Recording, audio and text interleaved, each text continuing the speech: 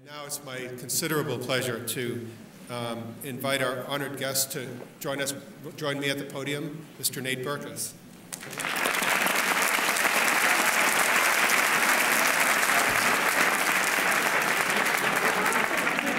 It's a great honor to welcome Nate Berkus back to Cushing. We're delighted, too, that his fiancée, Jeremiah Brent, is with us for this celebration. Welcome, Jeremiah.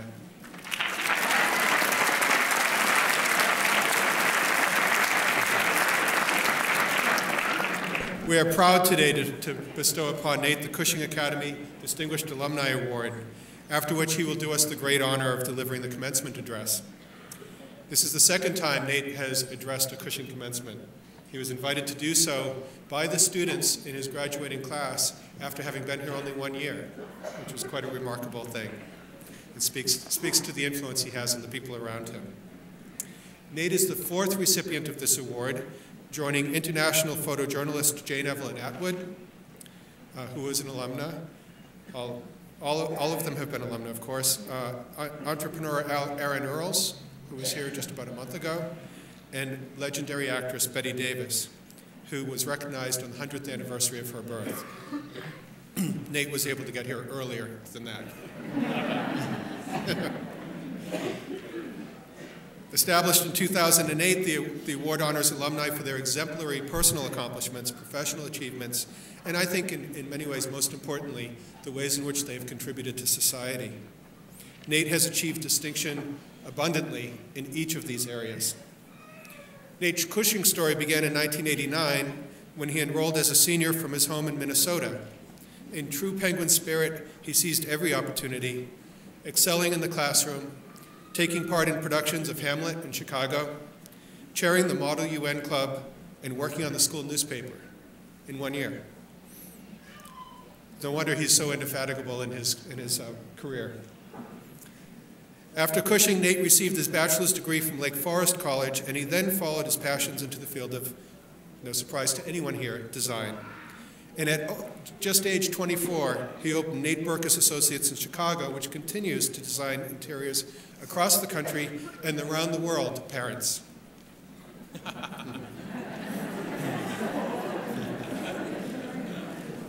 In 2002, Nate was invited to make over a small place for the Oprah Winfrey Show, and the rest is history, of course. He became the featured design expert for the show and continued to garner national renown. While those pursuits alone would have kept any of us busy, Nate has also released a national line of home products, and in 2005 published his first book, Home Rules, which, unlike my first book, became a New York Times bestseller. Mine's just a slow sort of burn. An entrepreneur who has continued to embrace new challenges, Nate hosted the Emmy-nominated Nate Berkus Show, a daily syndicated talk show for 2 seasons, and he enjoyed a new role as executive producer on the 2011 Disney and DreamWorks film, The Help. This year has seen the launch of major new collections of home goods, accessories, and fabrics, and next year, we can all look forward to his hosting a new NBC series, tentatively titled American Dream Builders. So that'll be fun and exciting. Another milestone has been the publication of his second book, The Things That Matter, also a New York Times bestseller, in which he, among other things, pays tribute to Madame Cheryl Storm, who joins us on stage today.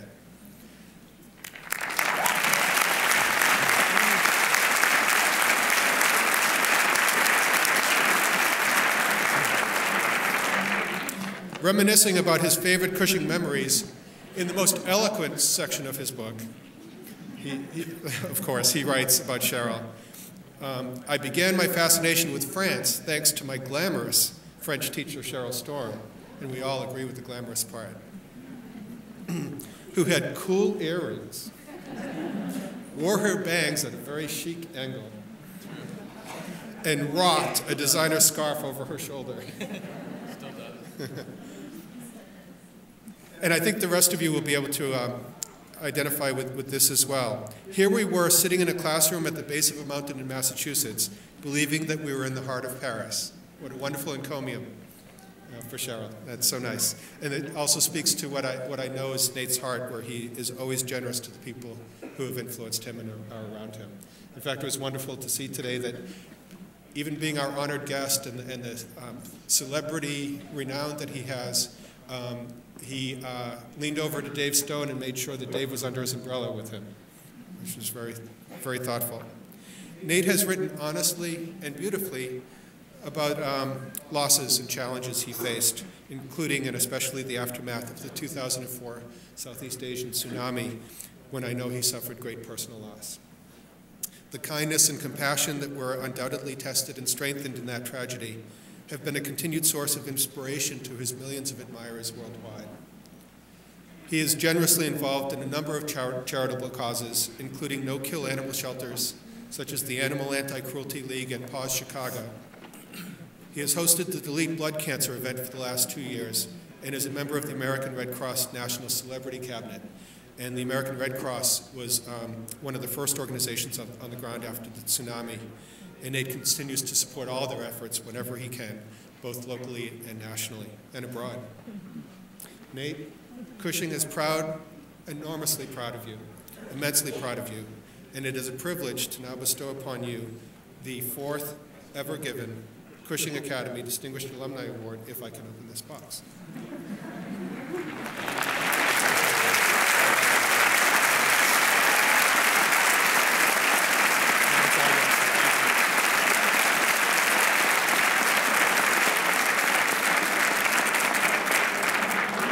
Hey guys, how you doing? Good. A little tired, freezing. In the great tradition of Cushing Academy, I'm still not wearing socks 23 years later, which is a bad decision for today's commencement ceremony. So thank you very much, Dr. Tracy. Really, what a beautiful introduction. I don't recognize the person that he was just talking about, but I guess I did do all of that stuff. And I did have the incredible opportunity to do the things that Dr. Tracy mentioned in the year that I spent here at Cushing Academy. So I graduated Cushing 23 years ago this month. So I've really been where you are, literally.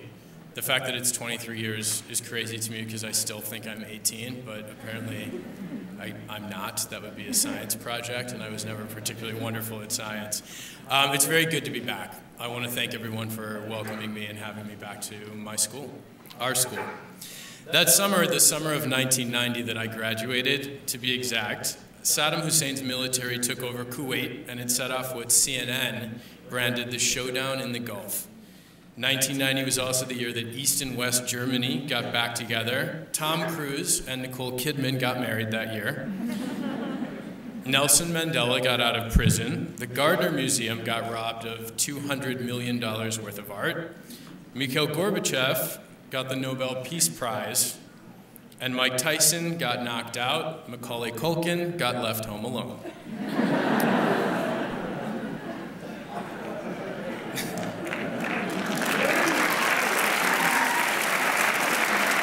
The world has changed. George Bush's Read My Lips promise not to raise taxes got thrown out the window in 1990 as well. And I didn't know what to make of any of it. I sat right about there, actually. My parents sat right over there, all 4 of them. And I sat there in my cap and gown, just like all of you are today. And I have to say, I don't know that I understood very much about the world or, more importantly, my particular place in it. I had a few really bad haircuts from town and a few really good friends. I wore duck shoes, I lived on pizza, I listened to music in my room. I guess, really, I was sort of a rough draft of the person that I've become today. But the good news is, that's allowed, guys. I'm here to tell you that it's really okay, that if even in the midst of all the hard-earned celebration and much-deserved excitement, the fancy family dinner tonight, the serious partying after your parents go to bed, 23 years, guys, it's not that hard, it's not that hard to forget. The congratulatory check from your great aunt, whomever, the big plans that you've got for this summer, and the even bigger plans that you have this fall. Even with the tremendous sense of joy and relief and accomplishment that comes from finally completing this leg of the journey, not only is it okay to still be trying to figure everything out It's actually as natural as night following the day. So, if you're feeling a little bit lost when this very special day finally comes to a close, I promise you that being a little bit lost makes coming home that much sweeter.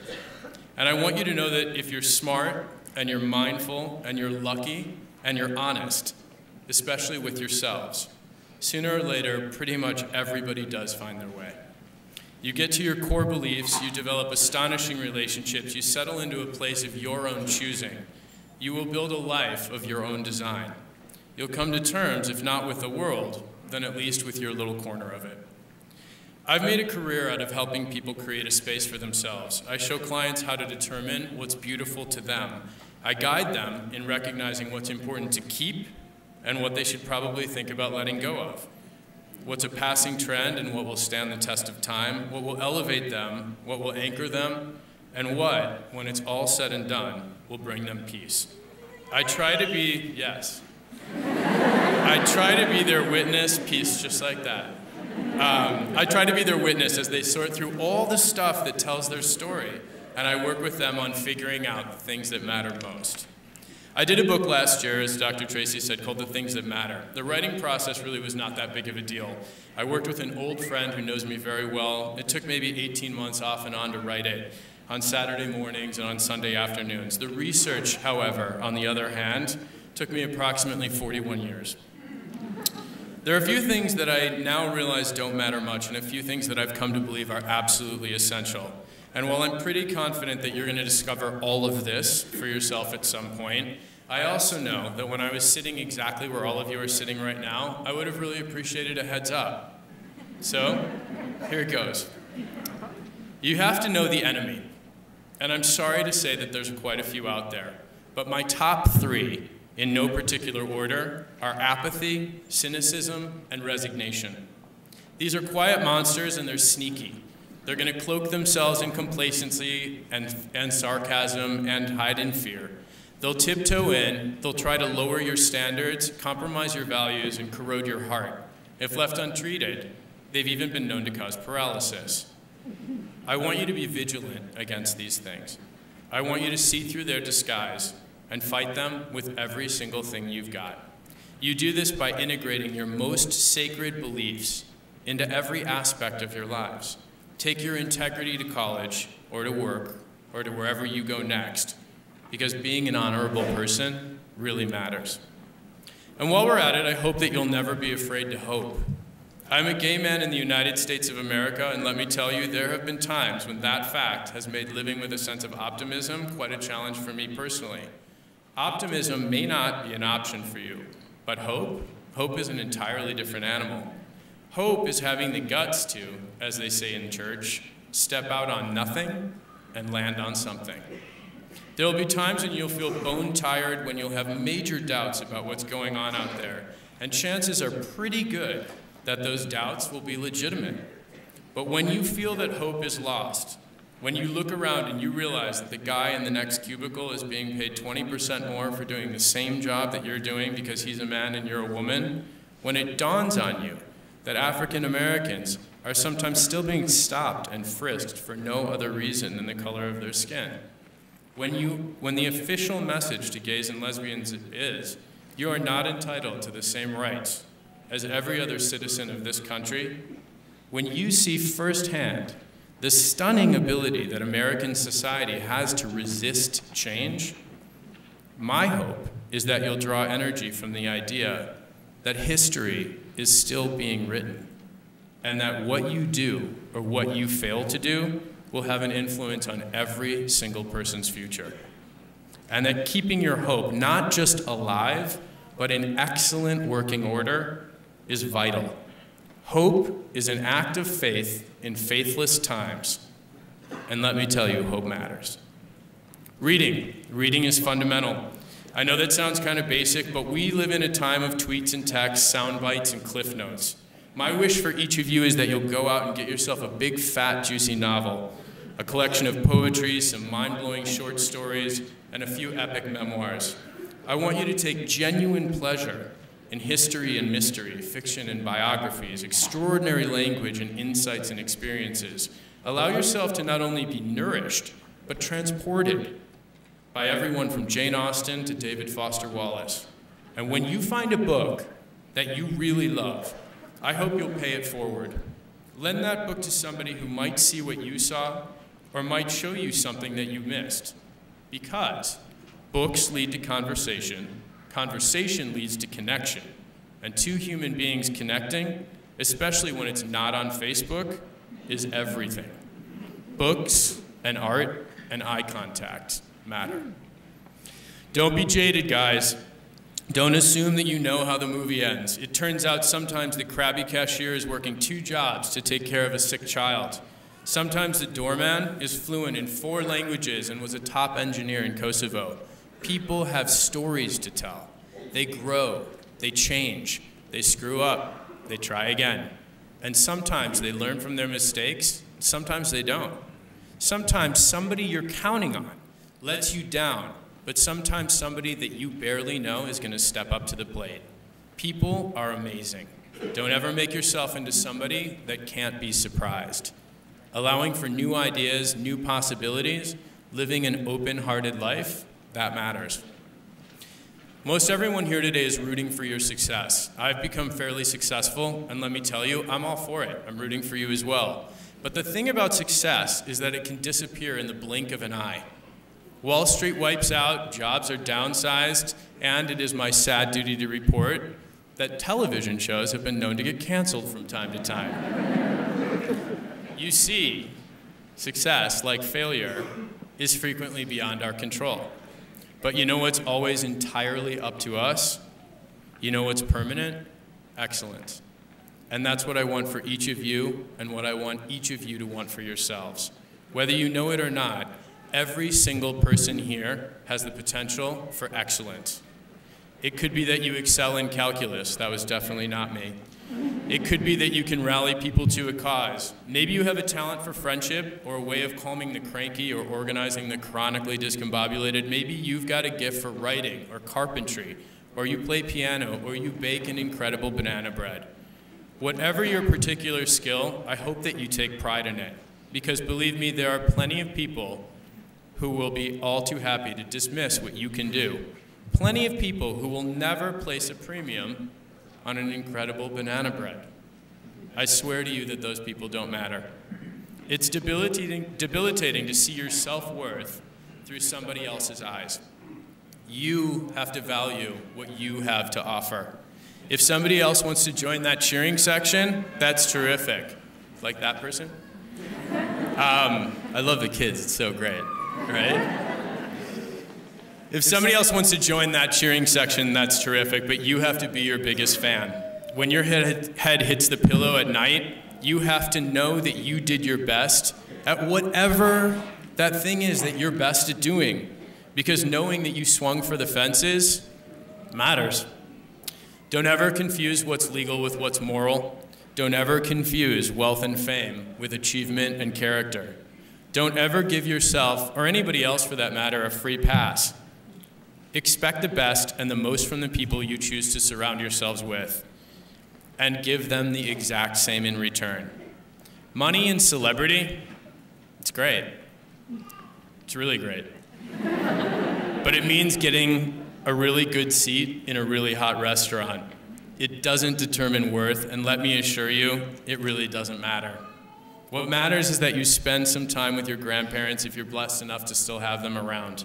What matters is that you remember birthdays, you send Valentines, and that you're around for the occasional family mini crisis, and that you acknowledge the love and the time that's been spent on all of you. What matters is that you're there on the other end of the phone when your friend needs you. There's nothing wrong with wanting to do well, but I also hope you'll try and do some good. Showing up for the people in your life, that's what matters. And showing up for the folks that you don't really know matters too. There are an awful lot of good people out there who haven't been graced with the same opportunities, the same good fortune, the same education as you've been granted.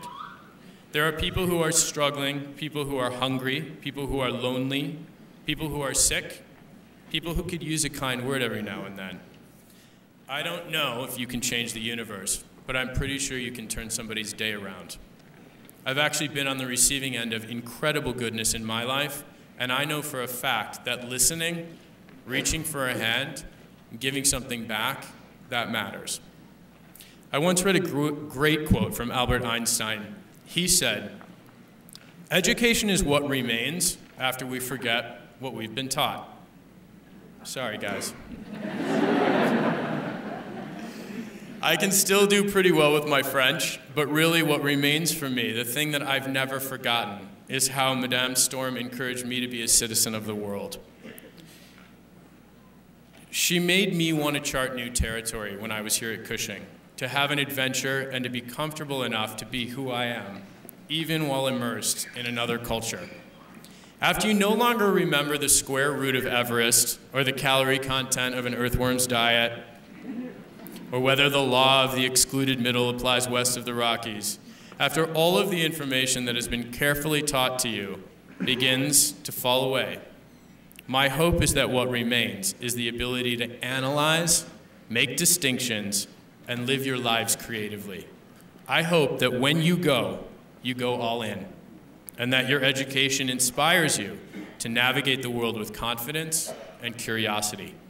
And more than anything, I hope that you never stop learning and that you relish each new lesson, because having a passion that goes the distance, that's what matters most. That about covers it. I wish you ethics and imagination. I wish you wit and courage. I hope you rock the boat, and I hope you make some noise. And I hope that you always remember how proud and how happy you've made everyone here today just by getting this far. Congratulations, class of 2013.